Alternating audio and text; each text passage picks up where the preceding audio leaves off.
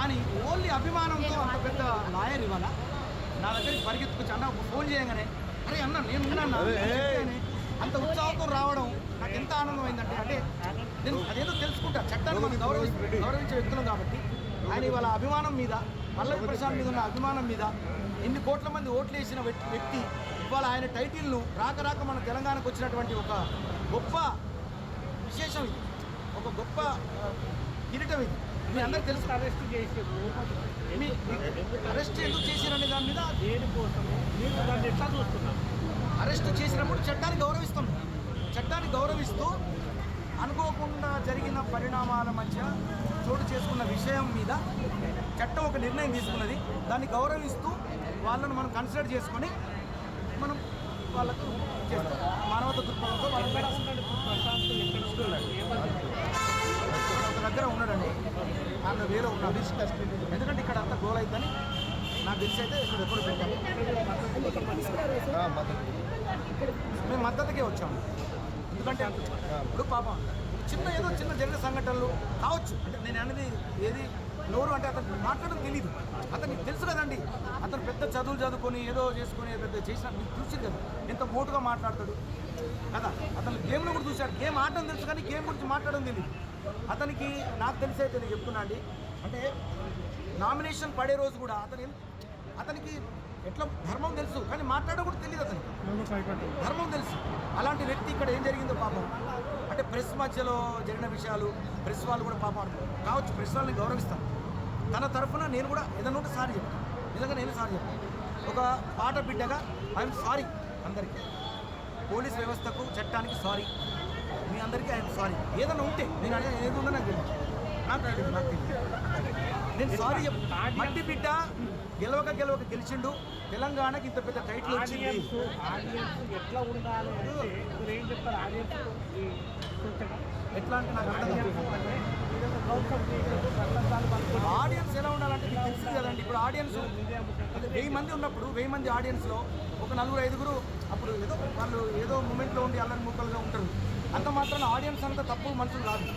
వాళ్ళందరూ ఓట్లు వేసిన వాళ్ళు ప్రశాంత్ మీద ప్రేమ ఉండి లేకపోతే ఎందుకు వస్తారండి? అభిమానులు లేకపోతే ఎందుకు వస్తారు కదండి. మైనర్లు లోపల ఉన్నారు, ఇంట్రాగేషన్ దాని గురించి ఆల్రెడీ మైనర్లు వాళ్ళు, సో వాళ్ళ పేరెంట్స్తో మాట్లాడడం అది కూడా ఒకవేళ కనెక్టివిటీ దీంతో కనుక ఉండి ఉంటే వాళ్ళు కూడా బయటకు వస్తారు డౌట్. ఎందుకంటే వాళ్ళకి ఏం ఏ పాపం తెలియని వ్యక్తులు ఎవరైనా అంతే. కానీ చట్టపరంగా అక్కడ వాళ్ళ ధర్మాన్ని వాళ్ళు నిర్వర్తించారు. చట్టం దాన్ని గౌరవిస్తూ కన్సిడర్ చేయాలని చెప్పి మేము కోరుతానికి ఇక్కడికి వచ్చాం. మీరు ఏమన్నారు సార్? కలిసాం అంటే వాళ్ళు కూడా ఆలోచిస్తామండి అనేలాగానే ఉన్నారు. అన్నగారు పేరు చెప్పండి. వినోద్ గారు, లాయర్ వినోద్ గారు చాలా బాగా స్పందించారు. థ్యాంక్స్ అన్న, మీకు ప్రత్యేక ధన్యవాదాలు. నిజంగా ఈ తెలంగాణ కళ అంటే ప్రశాంత్ సంబంధించినటువంటి అభిమానులందరూ కూడా మీకు రుణపడి ఉన్నారు. ఖచ్చితంగా చిన్న తప్పులుంటే ఆడియన్స్ అందరూ ఎవరు అపార్థం చేసుకోవద్దు దయచేసి. చిన్న ఏదో జరిగి ఉంటే ఏముంటాయో తెలియదు అసలు నాకేం అర్థం కావట్లేదు. మిగతా బిగ్ బాస్ కంటెస్ట్ వాళ్ళతో ఏమన్నా మాట్లాడారా? అందరూ నాకు కాల్ చేస్తున్నారు, వాళ్ళు కూడా నాకు టెన్షన్ ఉన్నారు. అయ్యో పాపం అంటున్నారు. అతనికి గెలుచుకున్నాడు, ఆనందంలోనే ఇంత విషాదం జరగడం బాధాకరం అన్నది. బిగ్ బాస్ టీం నుంచి ఎవరైనా సపోర్ట్ ఉందా మీకు? అది ఇంకా తెలియదండి. సపోర్ట్ అంటే వాళ్ళు కూడా ఆలోచిస్తారండి. వాళ్ళు కూడా వాళ్ళు మమ్మల్ని లోపల అన్ని రకాలుగా బాగా చూసుకున్నారు. వాళ్ళ తప్పే ఉంటుంది. వాళ్ళందరూ బ్రేక్ ఇచ్చేటోళ్ళు. బిగ్ బాస్ అనేది ఒక బ్రేక్ ఇస్తుంది కదండి. అప్పుడు నాలాంటి కళాకారులకు బ్రేక్ ఇచ్చే సంస్థ. బిగ్ బాస్ 7లోకి ఒక కామన్ మ్యాన్గా ఎంటర్ అయ్యి, ఒక రైతు బిడ్డగా ఎంటర్ అయ్యి అందరు ఎక్స్పెక్టేషన్ తిరగరాస్తూ బిగ్ బాస్ 7 టైటిల్ విన్నర్ అయినటువంటి పల్లవి ప్రశాంత్ మీద పలు సెక్షన్ల కింద కేసు బుక్ చేసి ఇవాళ ఆయన స్వగ్రామం నుంచి పోలీసు వారు అరెస్ట్ చేసి జూబ్లీస్ PS తీసుకొస్తున్నట్టు మనకు తెలిసింది. అయితే దీని మీద స్పందించడానికి ఇవాళ మన స్టూడియోకి అదే బిగ్ బాస్లో కంటెస్టెంట్గా పాటబిడ్డగా వెళ్ళినటువంటి బోలే షావులి గారు, మరి అదే రకంగా హైకోర్టు అడ్వకేట్ అయినటువంటి డాక్టర్ వినోద్ గారు మనతో స్టూడియోలో ఉన్నారు. నమస్కారం అండి. సో బోలే గారు, ఇప్పుడు బిగ్ బాస్ 7 టైటిల్ విన్నర్ అయినటువంటి రైతు బిడ్డ పల్లవి ప్రశాంత్ని పోలీసు వారు అరెస్ట్ చేసి హైదరాబాద్ పోలీస్ స్టేషన్ తీసుకొస్తున్నట్టు తెలిసింది. సో దీన్ని మీరు ఏ రకంగా చూస్తున్నారు అసలు? అంటే ఏ రకంగా అంటే నేను ముందైతే పోలీసు వాళ్ళు తీసుకొచ్చినందుకు చట్టాన్ని నేను గౌరవిస్తున్నా ఫస్ట్. ఎందుకంటే అక్కడ జరిగినటువంటి ఆ అభిమానుల కోలాహలం అదంతా జరిగినటువంటి నేపథ్యంలో అక్కడ కొంతమంది అల్లరిముక్కలు ఏం చేసిందంటే వాళ్ళు అద్దాల పల్లగొట్టారు. చాలా విషాదకరమైన సంఘటన అది. దానికి క్షమించడానికి వీల్లేదు. వాళ్ళ పరంగా పర్సనల్గా ఎవరైతే చేసినారో వాళ్ళ పరంగా వాళ్ళను వాళ్ళ మీద చర్య తీసుకోవడం అనేది పోలీసులు కరెక్ట్. కాకపోతే ఇప్పుడు ఇక్కడ రైతు బిడ్డ పల్లవి ప్రశాంత్ తెలంగాణలో ఒక కామన్ మ్యాన్గా బిగ్ బాస్కి వెళ్ళి వాళ్ళ టైటిల్ గెలవడం అనేది మామూలు విషయం కాదు. ఎంతోమంది పెద్ద పెద్ద కళాకారులే అక్కడ ఎంతో కష్టపడినా కూడా రానటువంటి ఒక టైటిల్ని తెలంగాణ కామన్ మ్యాన్గా గెలిచి కొన్ని కోట్ల ఓట్లతో అతను ఇవాళ టైటిల్ గెలుచుకున్నాడు, మనందరికి తెలిసిందే. సో అలాంటి టైటిల్కి ఇవాళ ఇన్ని కేసులు అయినాయి అంటే కొంచెం బాధాకరం. అది అంటే బాధాకరం అంటే నేను చట్టాన్ని వ్యతిరేకిస్తూ కాదు మాట్లాడేది, వాళ్ళని గౌరవిస్తూ. ఎందుకంటే వాళ్ళ పరంగా చూసుకుంటే వాళ్ళ ధర్మం ఉన్నదండి, నేను దాన్ని కాదన్నాను. కానీ ఇతని పరంగా చూసుకుంటే మాత్రం అసలు ఏమో నాకు అర్థం కాలేదు ఫస్ట్. అంటే ఇక్కడ చూస్తే కనుక ఇప్పుడు ఒక వీడియోలో చూశాను, మీ కారు మీద కూడా జనాలు అంటే అభిమానులు ఎగబడడం, సో బాధడం, అద్దాలను బాధడం చూసాం. సో మీ కారు కాకుండా చూస్తే మరి రన్నరప్ అయినటువంటి అమర్దీప్ కార్ అద్దం పగలగొట్టడం కానీ, లేకపోతే Ashwini car front glass back glass, అదే రకంగా గీతురాయలు కార్ అద్దం, మరి ఒక 6 బస్సులో కూడా అద్దాలు పగిలినట్టు మనకి తెలుస్తూ ఉంది.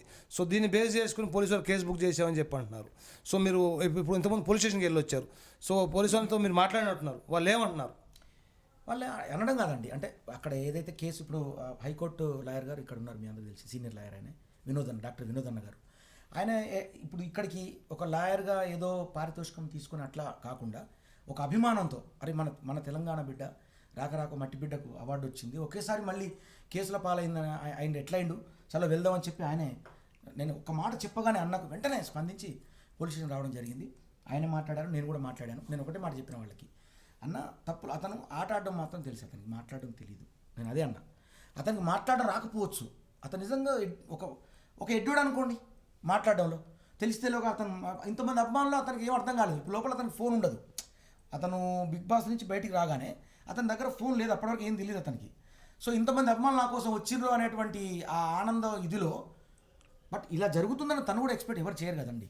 సో ఇప్పుడు పోలీసులు ఏంటి ఈ జనసందోహాన్ని చూసి తనతో చెప్పారు, అంటే ఇప్పుడు ల్యాండ్ అండ్ ఆర్డర్ ఇష్యూ అయిందని చెప్తే అతనికి అసలు అది అన్నీ తెలియదు. ఆ భాష ల్యాండ్ అండ్ ఆర్డర్ ఇష్యూ కావడం అనేది అతనికి అసలు తెలియదు, అది ఆ నాలెడ్జ్ లేదు. ఫస్ట్ ఆ నాలెడ్జ్ లేకపోవడం అతనికి మైనస్ అయిందని నేను అంటాను.